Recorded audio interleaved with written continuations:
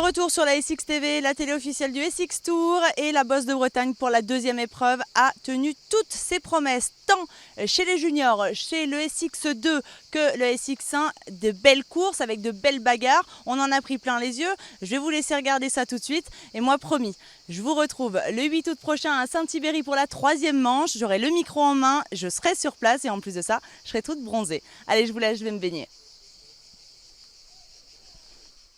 La Free Gun Junior Cup disputée en 2 manches, en levée de rideau, a offert un spectacle remarquable, dont un premier débat exceptionnel entre les deux hommes de cette épreuve, Mathis Boiramé et Anthony Bourdon.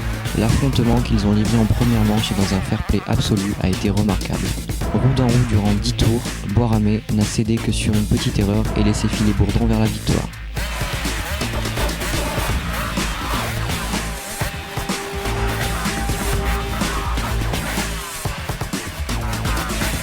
Revanche pour Boiramé dans la course suivante en s'emparant du commandement dès le départ, alors que Bourdon, 4ème, glissait dans une épingle et repartait attardé. Il jetait son dévolu dans une longue remontée pour décrocher une inespérée 3ème place. Invité surprise et 3ème homme de cette étape bretonne, le jeune Zachary Pichon, du haut de ses 14 ans, créait la surprise avec une belle 3ème place à l'arraché en première manche et une seconde position dans la course suivante. Au cumul des deux courses, on retrouve Mathis Boiramé en haut du podium, devant Anthony Bourdon qui consolide en même temps sa première position au classement provisoire de la Free Gun Junior Cup, alors que Zachary Pichon monte sur la 3ème marche. Chapeau à ce Benjamin de l'épreuve pour sa première sortie en Supercross. Ouais, pas mal, ouais. Pour une première, c'était bien, un peu de pression. Forcément, le SX ça fait un peu peur pour une première. Mais bon, il s'est bien entraîné, ça fait pas longtemps, 15 jours, 3 semaines, mais il aime ça, il a bien bossé et il est bien récompensé. De toute façon, il ne pouvait pas faire mieux, mais c'était propre, ça s'est bien passé. Il s'est pas fait mal, là on part en vacances, on est tranquille. Quoi. Merci.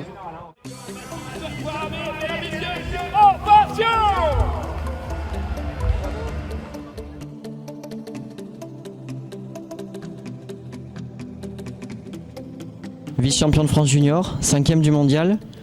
Cette victoire ce soir à la Free Gun Junior Cup sur le SX Tour, c'est une surprise ou bien c'était un objectif ?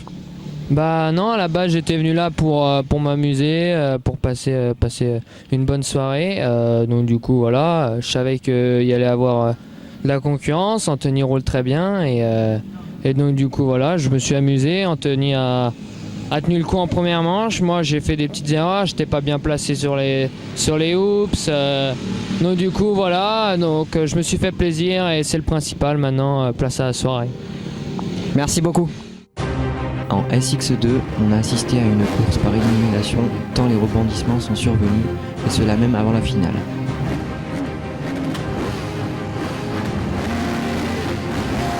D'abord, c'est la blessure du vainqueur de la première épreuve, Yanis Hirsuti, qui chutait lors des essais. Très pénalisé, il sauvera in extremis une place en finale, les maigres points d'une 12e place.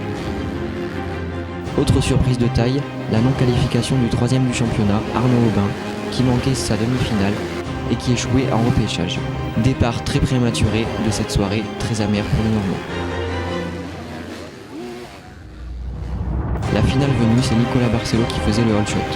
Dans sa roue, Simon Mallet, très offensif, prenait les commandes dès le second tour. Tomado, après un départ réussi, pointait 3ème, emmenant dans sa roue Adrien Lopez. Danouzé est 5ème et Florent Richer 6ème. Justal Franck est seulement 11ème. Au bénéfice des faits de course, il sauvera de précieux points et terminera 5ème.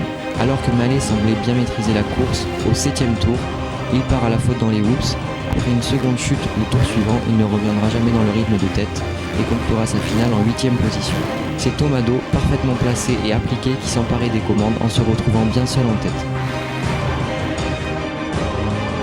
Plus loin, Florent Richer, toujours sur l'offensive, finit par accéder à la seconde place. Adrien Lopez saisira une belle 3ème place. L'épreuve de la Bosse de Bretagne aura fait quelques dégâts dans le classement provisoire, et c'est le champion en titre, Tomado, qui pointe en tête devant Adrien Lopez et Simon Mallet, rétrogradé 3ème. Hirsuti 4ème, Salfranc 5ème. Pire encore pour Arnaud Aubin, désormais 7ème.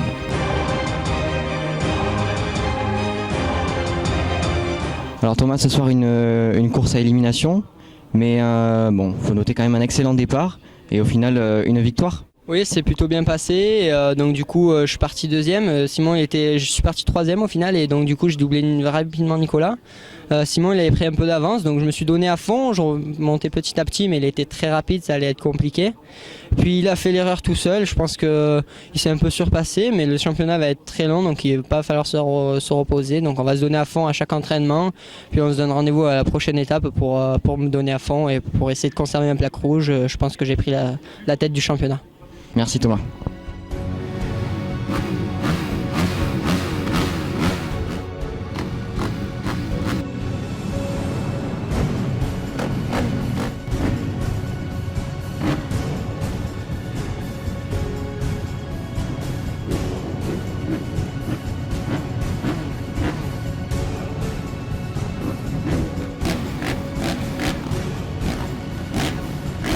Il est l'heure de la finale de la catégorie Rennes SX1 et c'est Xavier Bog qui réalise le all shot.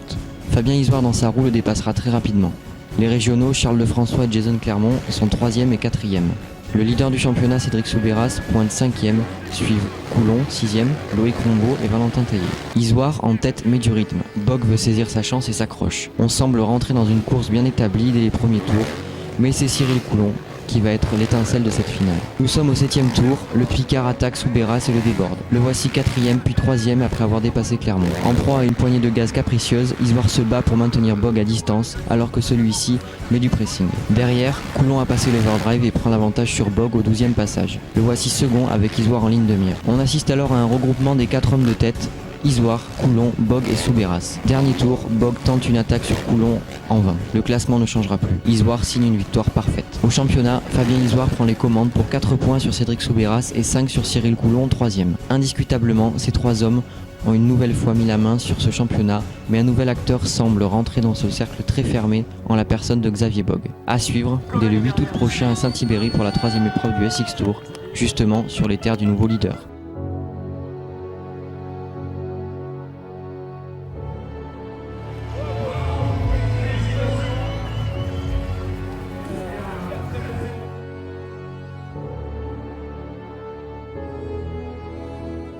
Fabien, tu as avoué à demi-mot qu'aujourd'hui tu n'étais pas forcément dedans. Oui, c'est vrai, c'était pas la journée n'est pas commencée idéalement, mais voilà, il fallait prendre un bon départ en demi, en finale pour espérer être au moins sur le podium. C'est ce que j'ai réussi à faire. Voilà, 2 départs derrière Xavier qui roulait vraiment bien. J'ai réussi à trouver l'ouverture rapidement et puis à prendre un peu d'avance. Puis j'entendais derrière que ça revenait très fort, donc je savais qu'il fallait rester très concentré.